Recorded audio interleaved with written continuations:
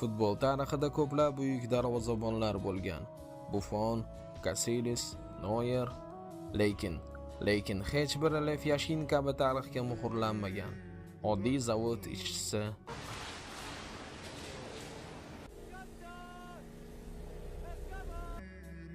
Yuragida faqat bitta orzu bor edi: darvozabon bo'lish, va u bu orzusi bilan butun dunyoni hayratga soldi. U qora libosda maydonga tushardi. Bu tanlov emas edi, bu strategiya edi.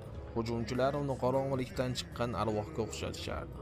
Shuning uchun uni Qora Pantera deb atashardi. 1962-yilgi xatolar, tanqidlar, ammo keyingi yil mavsumda u qaytdi va tarixdagi yagona darvozabon bo'lib oltin to'pni oldi. 812 ta o'yin, 270 ta quruq o'yin, 150 dan ortiq penaltini to'xtatgan bu rekord. Yashin birgina klubda, Moskvaning Dinamasida o'ynadi. Bu sadoqat, bu vafodorlik bugun kamyob narsa. U darvozabon emas edi. U futbolning o'zida yashagan ruh edi. Agar siz darvozabon bo'lsangiz, siz Yashinning vorisiz. Futbol jinnisi kanali. Unutilgan afsonalarni birga tiriltiramiz.